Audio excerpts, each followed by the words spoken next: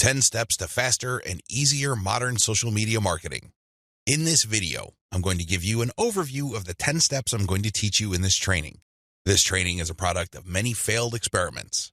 Believe me, if you've been exposed to some type of hot or groundbreaking social media marketing technique or strategy, I've been there. I've done that. This training is a product of all my experiences. I know what works and I know what doesn't. I also understand that people have different skill levels, time horizons, and project resources. I understand the limitations. I understand most people's concerns regarding social media marketing. Accordingly, I've come up with a 10-step program that appeals to most social media marketers, regardless of how small or how big their budget is, and regardless of their skill levels. If you're looking for a truly effective social media marketing game plan that you can set up to pretty much work on autopilot, this is it. Please understand that these steps that I'm going to lay out are exactly that, steps. You need to follow them. You can't skip a step. You can't assume that since I mentioned certain keywords or I'm talking about certain themes and topics that you have mastered this already. I need you to look at all this information with an open mind and pretend you are learning social media marketing all over again. If you don't have that mindset and you are all too eager to skip steps, don't be surprised if the plan that I'm teaching you will not work for you. How can it? You zip through it. You rushed. You skipped through certain key parts. You need to be patient with this program by going through each step. Don't go to the next step until you've mastered the step you're on. I know you're busy. I know you don't have the time, but you need to do this right. Otherwise, you only have yourself to blame if things don't work out. Are we clear? Okay. Here are the 10 steps to faster and easier modern social media marketing. Niche research and targeting. Content curation. Reverse engineer your competition's top content. Create fine-tuned payload content. Market your mailing list right. Unlock the power of repurposed multi-platform content. Automate content sharing. Scale up your targeting. Sell to your list differently. Reinvest your profits the right way. Those are the 10 steps. I know they sound pretty simple. They definitely appear pretty straightforward, but the devil, as always, is in the details. See you in the next video. How to do niche research and targeting the right way. I can't even begin to tell you how many times I've run into social media marketers and they automatically want to know about traffic generation. Forget about niche research. Forget about consumer intelligence. Don't worry about setting up the right site to get in front of the right target audience eyeballs. Let's just skip straight to the good stuff. That's the kind of mindset that I run into all the time. And that's why a lot of people struggle in this game. You have to understand that until and unless you find yourself barking up the right tree, you're just going to be chasing your tail. I know I'm using a lot of dog analogies, but these are the most appropriate. Most people are simply just chasing their tails and wasting a whole lot of time doing stuff that doesn't really add to their bottom line. A lot of these, and I would guess all of them, can be quickly dispensed with if people only did niche targeting ahead of time. In other words, know your audience. Since you have a clear profile of who your target audience is, the next step is to go to these different social media platforms and find them there. Believe it or not, whatever it is you are promoting, regardless of how esoteric, obscure, or weird it may be, there are already people on social media platforms talking about or showing interest in whatever you are promoting. I know it sounds crazy, it sounds weird, but it's absolutely true. Your job as a marketer is to find those audiences on these social media platforms. The way to do this, of course, is to identify your business's target audience. Sadly, most marketers don't even bother with this. Instead, they just look at social media marketing as a simple task of finding traffic. That's it. That's the name of the game. That's all there is to it. If you want to be successful, you need to be clear about who your target audience is. And believe me, this is not always easy. You're going to run into the temptation of making educated guesses about who your target audience members are. Most of the time, that doesn't work. Thankfully, there is an easier way. The more you take random shots in the dark, making all sorts of wild guesses, the more money and time you will lose. There's a shortcut here. Find your competitors. Seriously, just find them. And let me tell you, regardless of how weird, esoteric, or seemingly unknown your niche is, there will be at least one competitor on social media. Find that organization or business and let them do your niche and target audience research for you. Since they've already started and are already speaking to your audience, find out who your competitors are and look at their social media profiles. Reverse engineer who they're following. Pay attention to who they're targeting. Look at how they categorize themselves. In the most simplest terms, pay attention to the hashtags they use with their content. These clues should be enough to give you an idea of where to start. This way, you get a head start. You're not completely stuck in the dark and absolutely clueless as to what to do. Instead, you have some objective, tried and proven information you can work with. Pick your target niche. You have to remember that every business can be positioned in at least one of two ways. The bigger your niche, the more angles you would have at your disposal. You can look at different subsegments of your niche. You need to understand how this works because you might think you have a clear niche, but it may well turn out that there are many different layers or tiers to that niche. There might be different subsegments there. You should have a clear understanding of what your niche is generally and what subsegments exist within that larger niche. Again, you can reverse engineer your competitors to take a stab at this. Regardless, you need to do this. You need to get this information. Now that you have an idea of what your target niche is, go to the different platforms like YouTube, Facebook, Twitter, and Pinterest. Now, look at whether these places have sizable content areas or messaging areas like Facebook pages, groups, Google Plus communities, Twitter hashtags, Pinterest pinboards, and existing YouTube channels. Pay attention to these places and see if your niche is big enough on those different platforms. If you notice that a particular platform doesn't really feature that much content for your specific niche, this is a red flag. The demand may not be there. The audience size might not be worth your while. On the other hand, if you see there's a lot of videos regarding the topics that you're going to be hitting, this may be a good sign. But you need to do another level of analysis. Pay attention to the number of competitors you have. If there seems to be a huge number of competitors fighting over the same niche, then this is going to be a problem. But if it turns out that there's a lot of content targeting your niche, but they're only produced by a handful of people or organizations, this is an encouraging sign. Also, pay attention to how active your target audience members are. Look at the content that's being shared regarding your niche. Do you see a lot of engagement? Do people share this stuff? Is this hashtag quite prevalent? Look for these and other objective indicators of activity. When you wrap your mind around these indicators, then you should have a clear idea of whether you should target your niche at a particular platform or whether you should ignore a platform altogether. List out your niche indicators. While you're doing reverse engineering, pay attention to how your niche is indicated on platforms. These involve hashtags, categories, keyword targets, labeling patterns, and tags. Use these to do the analysis I described above. Again, in any niche, there are sub-niches. So your goal here is to find a sub-niche or a way of positioning your content so you don't run into a ridiculous amount of competition. You're still tapping into a sizable pool of demand, but you're not making things impossible for yourself by running headlong into well-entrenched professional competition. You will probably need to keep experimenting with different sub-niches until you find one that is promising enough.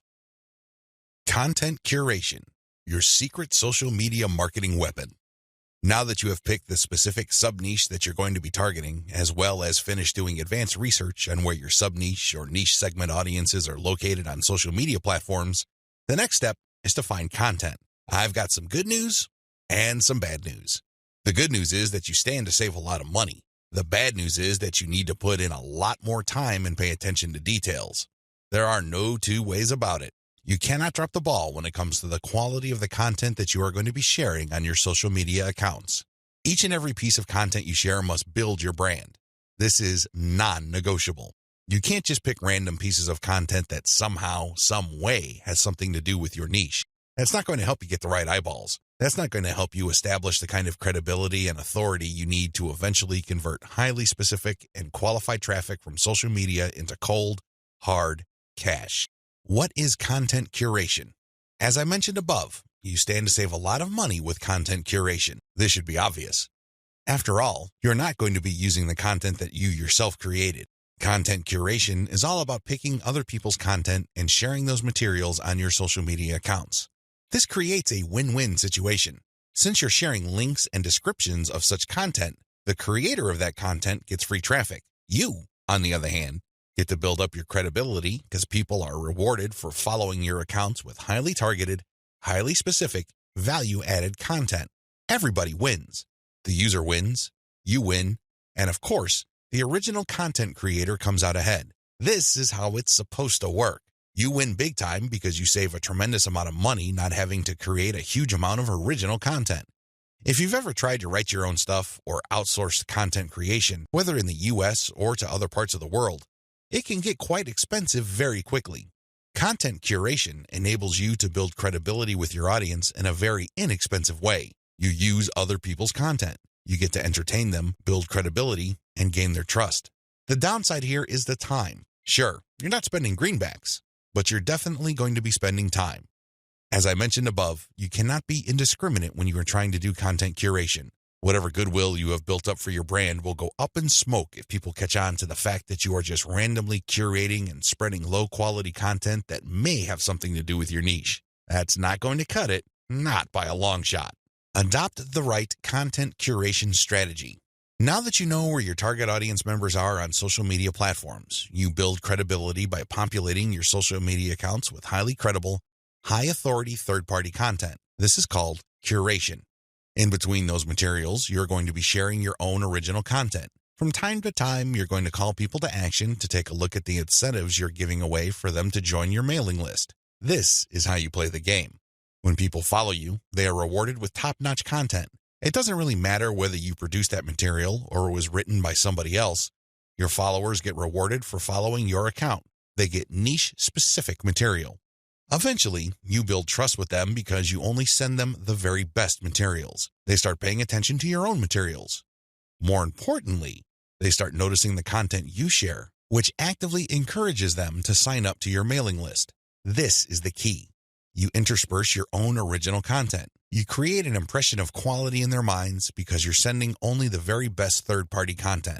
You then mix in your own original content, which is of the same quality as the other stuff you're sending. Eventually, they warm up to your brand, and this is where your call to action content comes in. You call them to action regarding the freebies you're giving away. Maybe you're giving away software, a booklet, discount codes, or even a full-blown book. It doesn't matter.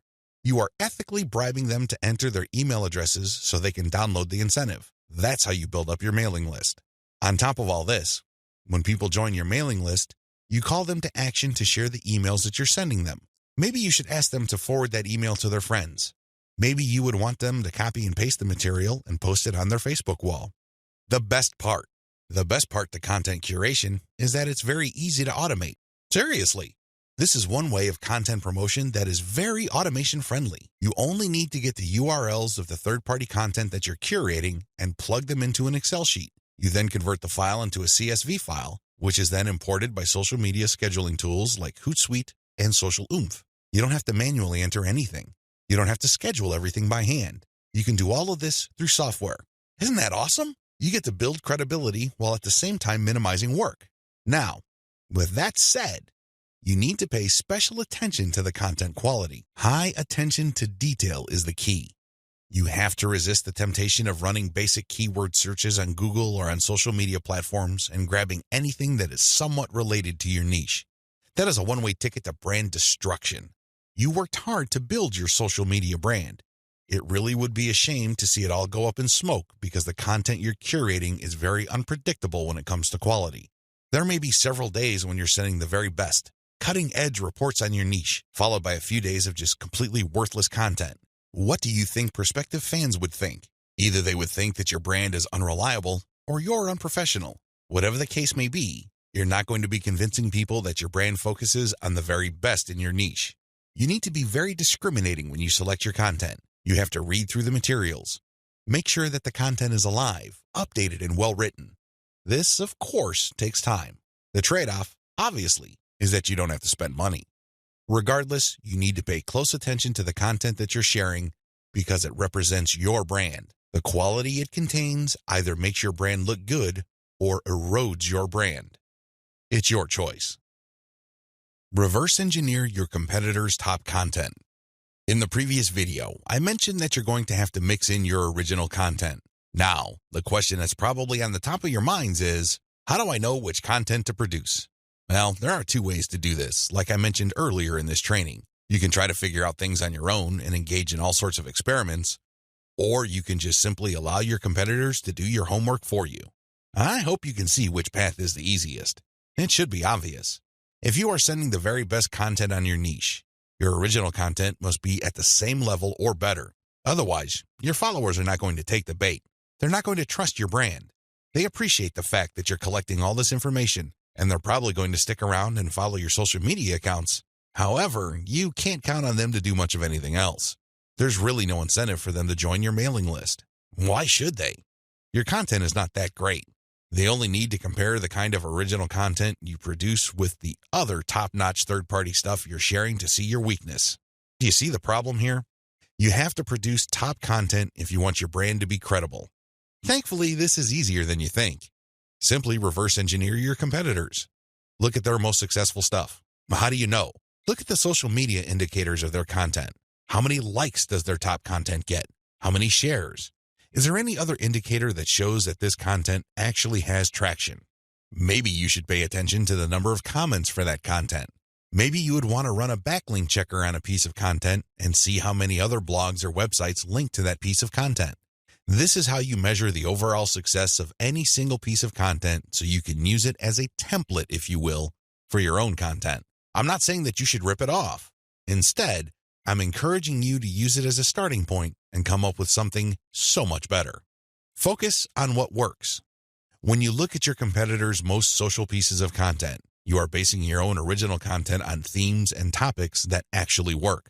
They have traction with your target audience members. You're not wasting money or time taking wild guesses. This is one of the most common mistakes social media marketers make. They think that they have the best ideas regarding hot content in their niche, so they come up with all sorts of content that they think is just plain awesome, only to fall flat on their faces. I'm telling you, for every 100 pieces of those types of original content, maybe 10 would gain any sort of respectable traction in your niche. It's too expensive, and it burns too much time. Thankfully, there is a better way. You just need to reverse engineer your competitors' most successful content. Use that as a starting point. You can adjust them. You can modify them. You can come up with your own variations. But at least you get a head start. At least you're in the ballpark when you start off. You're not just taking random shots in the dark. Learn from your own success. After you have started curating and mixing in your original content, pay attention to your statistics. They should tell you which of your content gets the most love. If you notice that a handful of your curated third-party content gets a lot of retweets, shares on Facebook, or any other indication of social media engagement, pay close attention to those pieces of content. At some level or another, they struck a nerve. They caught your audience members' attention in a very positive way. Find these successful curated pieces of content and create original versions of them. Similarly, if you have many different original pieces of content, only a handful of them will be really successful. Pay attention to those. Find them. Once you've identified them, create more of them. Focus on the same themes and present similar information the same way. The key here is to focus on what works and expand it and grow it. Ditch the stuff that failed. Build on your strengths. Create derivative, cross-platform variations of your most successful content. Now that you have a clear idea of how to create content that has proven traction, don't just keep reverse engineering it. While you need to continue doing that, you also have to do something else. Create derivative or cross-platform versions. For example, one particular type of blog post does well on all your social media accounts. Identify its themes, pay attention to its patterns, and come up with another blog post. See if that works. If you achieve the same level of success, you're onto something. This is not a fluke. This is not a one-time thing. You have struck on a theme that your audience members readily enjoy. The next step is to take things to a whole other level. Instead of just cranking out yet another blog post, create videos about that theme, make specialized diagrams, produce infographics. Take these materials and share them on social media platforms that specialize in those formats. For example, for blog post URLs, share them on Twitter and Facebook. For videos, share them on YouTube. For diagrams and infographics, share them on Pinterest. Drilling even deeper, look at your hottest blog posts and strip out key questions and use these as leads or titles for tweets. Tweet the same content several times over the course of a week. Of course, don't drop it all in 1 hour, but space them out. Still, when you use the right questions, you become very visible on Twitter. Pair these with the right hashtags. The bottom line, the great thing about content curation is you save a lot of money, but you are also positioning yourself to build on your strengths. You focus on things that you're doing right and figuring them out so that you can predictably produce successful content. Now, this is not going to happen overnight. You have to keep experimenting until you find the right themes that consistently work with your audience. Fine-tune your payload content. As I have mentioned previously, you can come up with your very own content based primarily on the social signals of the top-notch third-party materials you are curating. Put simply, when you are going through your research, you will keep coming across certain pieces of content which get a lot of engagement on social media. These are all the objective indicators you need to understand that you are looking at high-quality, high-demand content. At that point, you can come up with your own version of that content. You can use it as a template, so to speak. Another approach would be to just do curation first. You just take all the high-quality third-party content with great social signals and put them all on auto-publish on your social media accounts. You run this curation campaign for several weeks. Soon enough, you will see a pattern. Eventually, you will see that some of these materials get a lot more engagement than others. At that point, you can then come up with your own version. Personally, I pick my own content using both methods. If I'm in a hurry to get people to sign up to my mailing list, I do the first method. But if I'm unsure about the niche or I'm still trying to feel my way around in terms of understanding my audience, I would stick to the second method. There's really no one right answer. It really all depends on your situation. The great thing about the second method is that you are picking out your original content strategy based on what actually works in terms of your social media accounts. You have to understand that even though high-quality third-party content may have a lot of objective social signals, those signals may have been generated in different contexts. Maybe the original publisher was doing something that you may not be doing. Do you see how this works? Still, you can definitely do the first method if you're in a hurry. But if you have some time to spare, you might want to try the second method. Do curation first, let it run, and then pay attention to your statistics. You should be able to see a pattern. In fact, based on my experience, content that tends to do well often falls within a narrow range of themes. In fact, in some of my campaigns, almost all of the content that got a lot of love from the internet was focused on one question. That's how focused your audience's needs may be. You should pay a lot of attention to the following. Look at the engagement of the content and the click-through. A lot of social media marketers drop the ball at this point. They think that it's all about engagement. I'm telling you, regardless of how many likes, shares, or comments a piece of content gets, if people don't click through, those engagement signals are not worth much. Remember, at the end of the day, you want traffic. That's the whole reason why you're doing this in the first place. Getting caught up in how many shares, likes, or comments you get is not going to do you any good. You have to always pay attention to the click-through. There has to be some sort of ratio between total engagement and click-through. The higher the ratio of the click-through, the more attention you should devote to a piece of content. Study high click-through and high engagement content closely. Now that you have identified curated content that performs well, the next step is to analyze them with a fine-tooth comb. Ask yourself, what problems are people interested in when they read this piece of content? How are these pieces of content positioned or presented? Do they use some sort of emotional headline? Do they use subheadings that ask questions? Do they drag the person along? Or do they just lay out the information dead center? Pay attention to cosmetic issues. People do judge a book by its cover, and blog posts and articles are no different. How are these materials formatted? Do they have big pictures? Do they have header pictures? Do they use diagrams? What are they doing exactly? Once you've answered all these questions and you're comfortable with the answers you got, the next step is to create your own content specification sheet. This is going to be your template. Now, make sure that you're not just basing it on one successful piece of content. That third-party content might be a fluke. The company behind it might just have gotten lucky, and for some reason, that piece of content went viral. That's not going to help you. You have to base your template on the success of many different pieces of curated content. This way, you can be more confident of the fact that even if you barely comply with all the specifications, you would at least get some decent and positive results. Using the information above, create payload content. Now that you have gotten your template together, you need to create your own high-quality, high-engagement original content. This content is going to be used to sell people on your mailing list. When they read this content, they're supposed to get excited about joining your mailing list. This is content that is most likely to be credible and most likely to be shared. Are you excited? Well, don't get too excited. A lot of people jump in with both feet and they end up sabotaging themselves because the payload content they create looks like an advertisement. That's obvious spam. Nobody's going to trust you with that. You're obviously trying to pull tricks and play games. That's not going to work. Instead, the content must be informative. Think of it as an infomercial. You're selling something, that much is obvious. But people have to walk away with solid value. You have to walk that tightrope.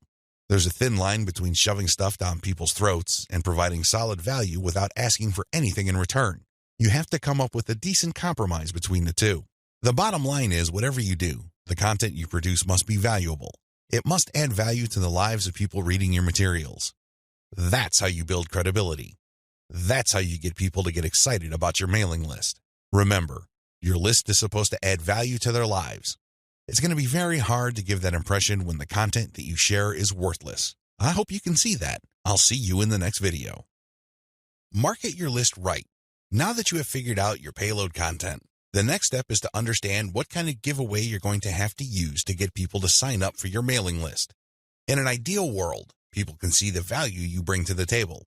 They only need to look at the content you share as well as the crucial information they get from your premium content. They see this premium content and they see what you're about, what you have to offer, and why it's such a good idea to sign up to your mailing list. Unfortunately, things don't work out that way.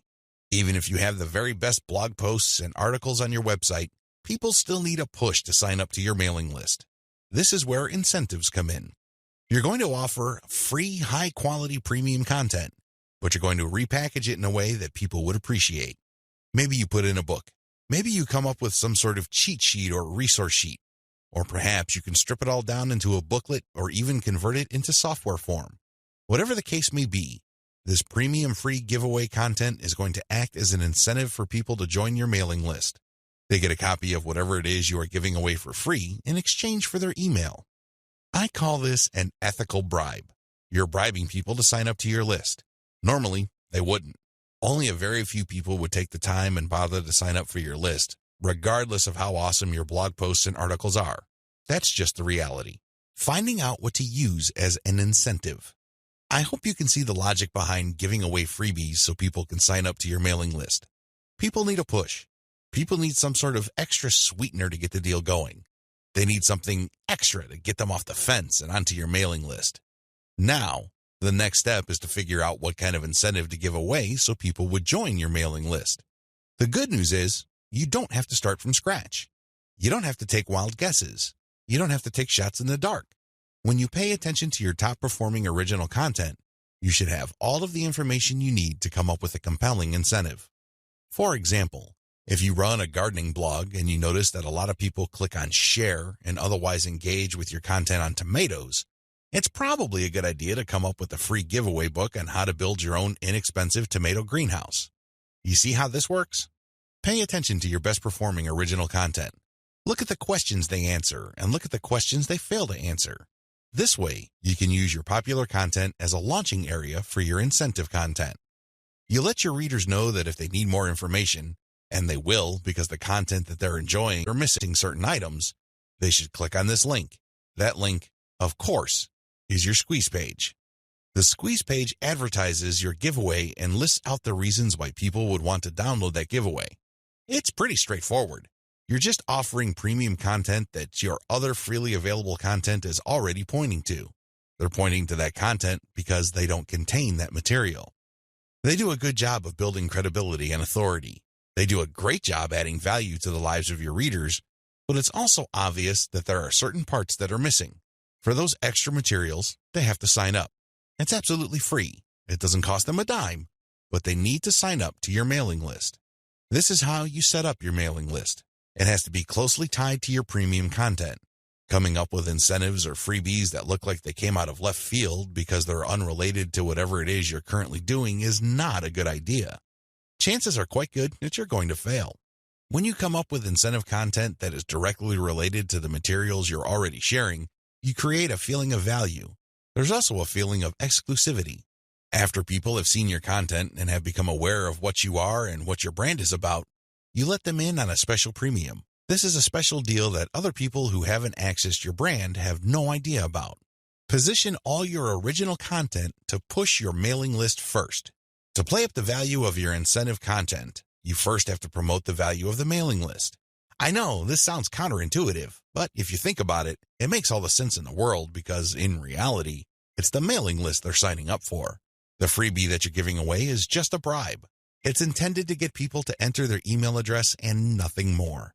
If you were to use all your original content to play up the fact that people can get this additional content, Don't be surprised if people sign up to your list and quickly unsubscribe because they really don't care about your list. Again, you're walking a tightrope here.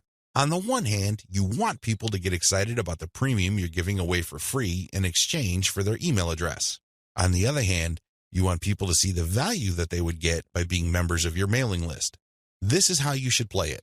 All your original content should push your mailing list first. I'm not saying that you should not tie it into the incentive, but your original content should highlight the fact that when people join your mailing list, they will continue to get valuable information.